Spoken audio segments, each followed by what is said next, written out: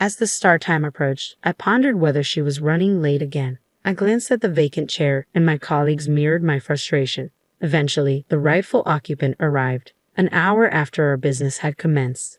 "My name is Casey," she introduced herself. "I'm a 48-year-old office worker. I live with my husband Scott and our 2 kids who are now in high school and middle school, so they're quite independent. This allows me to focus on my job." Scott recently started a business with some friends, and although it's challenging, he seems happier than before, Casey continued. "I've been working in accounting at this small to mid-sized company for quite some time. I get along well with the part-time staff, but I'm having issues with a newer employee named Frances. She's 24, half my age, and the daughter of our managing director." Casey sighed. "She's clearly here due to nepotism. Initially, I didn't mind. Small companies have these things happen. But Frances, she's something else." After one of our part-timers left, leaving me mostly on my own, Frances was assigned to accounting. I heard she had some qualifications, so I hoped she'd lighten my load. Turns out, I was wrong, Casey admitted with a hint of frustration in her voice. From our first meeting, things felt off. When I greeted her, she casually replied, "Sure, nice to meet you, Aunt." I was flabbergasted, Casey recalled. Not only was her attention elsewhere, but she had the audacity to call me Aunt upon our first meeting. The managing director just watched with a smile, seemingly unconcerned. "If my kids behave like that, I'd tell them. Don't be rude. Are things just different nowadays?" Casey wondered aloud. "I've never been fond of our managing director personally. We only converse when necessary. I didn't realize he was so indulgent with his daughter. He probably thinks she can do no wrong." Confronting Frances would only upset him, so I've held my tongue, Casey admitted, though inwardly sighing. "I know it's my duty to train her." So, I continued explaining the tasks, but Frances wouldn't listen. "I can't remember all these things at once," she said dismissively, not even bothering to listen. Casey recounted with a hint of resignation. I restrained my irritation and asked her about her so-called qualifications. "I thought you had some kind of certification," I asked tentatively. "What is it?" "I thought maybe I could assign her work based on that." "I'm an accounting clerk," came her flat reply. "I went to vocational high school and got the certification." Almost involuntarily, she added, "I tried and failed multiple times to become an accounting technician." I struggled with my reservations. Is it really okay to have someone like that in accounting? Despite my misgivings, I did my best to train her while juggling my own workload. A month after Frances joined, her attitude remained unchanged, and she still couldn't perform her job properly. I patiently reiterated the same instructions, but she seemed disinterested in remembering, not even bothering to take notes. Other staff members also voiced their frustrations about Frances' inability to complete assigned tasks. It was particularly irksome that she earned the same salary as me despite my years of service. Another month passed, and Frances showed little to no improvement. One day, she didn't show up at the start time. Concerned, I called her mobile, but it went unanswered. With the managing director out meeting clients, everyone in the office was anxious. An hour later, Frances strolled in as if nothing had happened. "Is everything okay?" I asked, trying to mask my frustration. "Looks like it," she replied casually. I'd overslept. "What kind of professional does that?" I scolded Frances sternly. "If you're going to be late, you should at least inform the office." "Okay," she replied nonchalantly. From then on, Frances started arriving late more frequently. Despite supposedly living with her family, she often spent nights out, a fact even the managing director was unaware of. There were instances when she arrived late even when the managing director was present, to which he would merely comment, "Oh, you're late today," leaving everyone else bewildered. The stress of dealing with Frances continued to mount in various ways until the incident occurred. Is she late again? Even the managing director was unaware that she had spent another night away, allegedly at her lover's place. The start time passed with no sign of her. I called her mobile again, but as expected, there was no answer. At this point, should we just ignore her? My colleague Dina asked, clearly frustrated. Finally, Frances arrived, more than an hour late. She sat down at her desk without a greeting and began applying makeup as if nothing had happened. Everyone was stunned, but she appeared unconcerned. "Frances, this really isn't okay." I finally spoke up. She looked at me, puzzled. "You come in late with no greeting and start doing your makeup. I've told you before to call if you're going to be late. Remember? It's like they don't seem to know what's wrong." I muttered to myself, feeling absurd having to lecture a 24-year-old adult like a child. Francis sulked, displaying a childlike attitude. Isn't it common courtesy to apologize when you're late? I added, exasperated. At that moment, the managing director stormed over to me, his face twisted in anger. You insolent brat, who do you think you are? You're fired. I almost blurted out, what? But managed to hold my tongue. Nervous glances darted around the room. Of course, the president is conveniently absent, I thought to myself. Well, the president's not really reliable to begin with. Frustrated with the managing director's actions, my colleague, Dina, spoke up. Wait a minute, Casey hasn't said anything wrong here, she asserted. Dina worked in sales and detested injustices. She had a strong sense of right and wrong. We'd been close friends for years, supporting each other at work. The others in the room nodded in agreement with Dina's words, but the managing director did not. You're talking back to me. You're fired too, he bellowed at Dina. Unable to hold back any longer, I glared at the managing director. Are you serious about this? Dina joined in, glaring at him as well. He declared both of us fired and ordered us to leave immediately. At that moment, the president returned, looking puzzled. Apparently, the president and the managing director were relatives, and for some undisclosed reason, the president couldn't oppose him. Fed up, Dina and I packed our belongings and left. We stopped at a cafe to catch our breath. What's his problem? Dina asked, still fuming. I was getting tired of the job, but I didn't think I'd have to quit like this. I feel bad that you got fired because of me, I admitted. That was my base concern. It's okay, Dina reassured me. I was tired of working full-time anyway. Maybe this is a chance to find a part-time job. What about you, Casey? She asked. I'd actually been offered a part-time accounting position at Scott's company. Dina thought that sounded like a better option.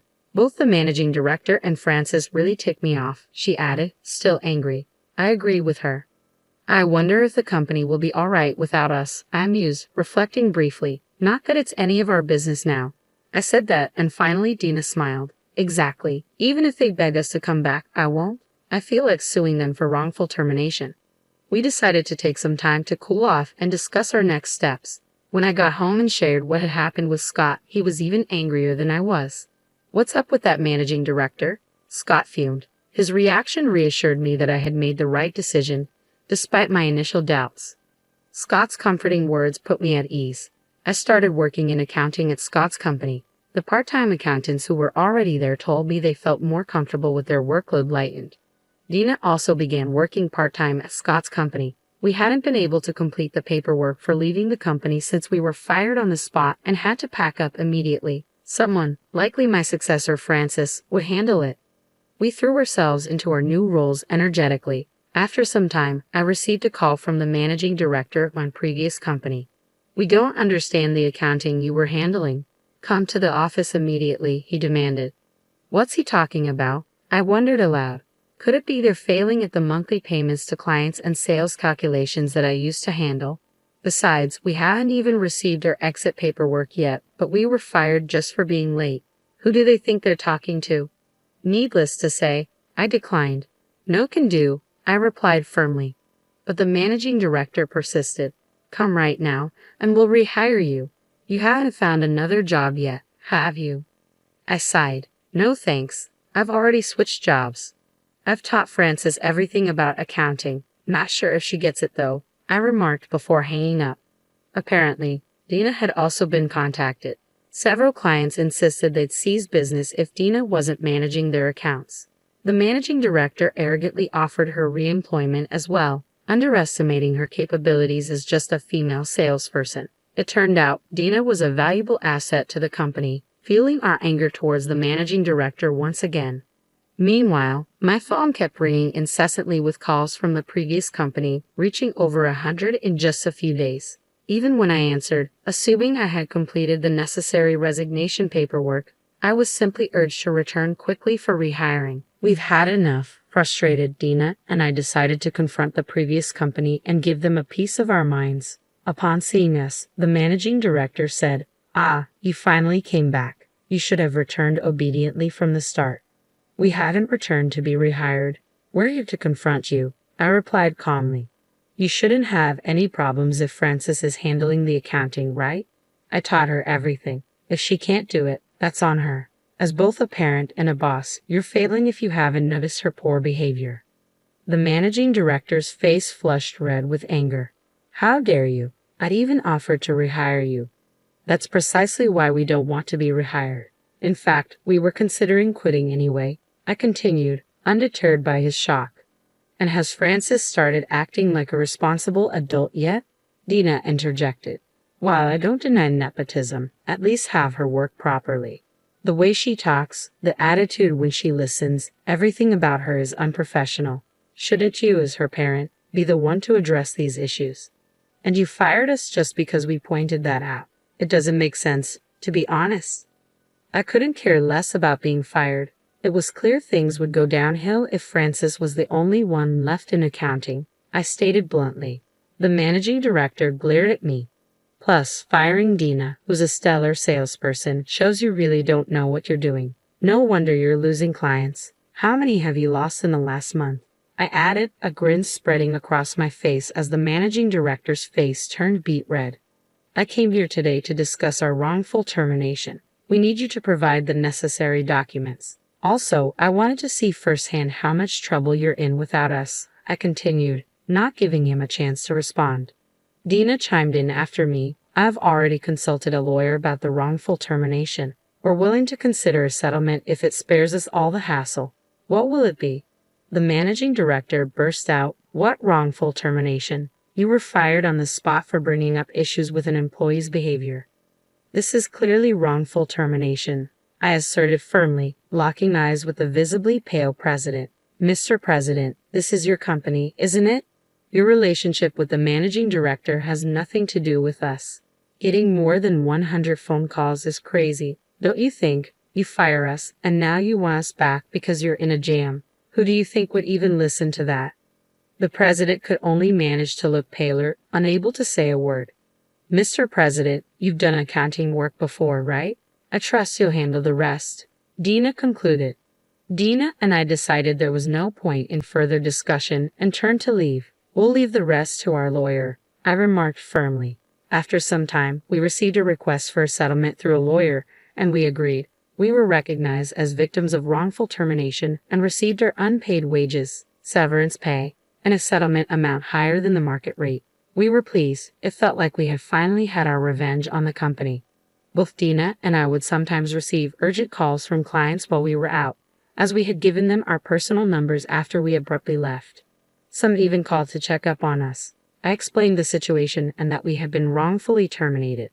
Word spread quickly in our tight-knit industry. Most of Dina's clients left once she quit, likely cutting the company's business in half. According to a former colleague, staff kept leaving the company. They were getting complaints from clients, and the president and managing director were overwhelmed trying to keep things running. Frances couldn't manage, so the wife of the former accounting president had to step in. She was a stern person, and Frances was reportedly having a hard time, crying every day. 6 months later, the company apparently went bankrupt. I reflected, it might be a good thing they lasted half a year. One day, I concluded, leaving the story open-ended. I spotted someone who looked remarkably like the managing director at a supermarket near the station. I couldn't resist staring. There he was, dressed in the supermarket's uniform, getting an earful from a young man who appeared to be the store manager. It seemed he was working part-time at the supermarket because he couldn't secure another job. I couldn't help but chuckle at the irony of the once haughty managing director now being scolded by someone younger. Our eyes met briefly from a distance, and I gave him a nod, which he predictably ignored. Since I frequented that supermarket, I made it a habit to look out for him. He was often caught in the midst of being reprimanded for something. I had thought he was competent, but Dina later informed me that he often took credit for his subordinates' work. Speaking of which, when I mentioned the supermarket to Dina, she started going there out of curiosity and eventually became a regular customer. In a way, the managing director's presence was contributing to the supermarket's revenue, so maybe he did have some competence after all, though he was always getting yelled at.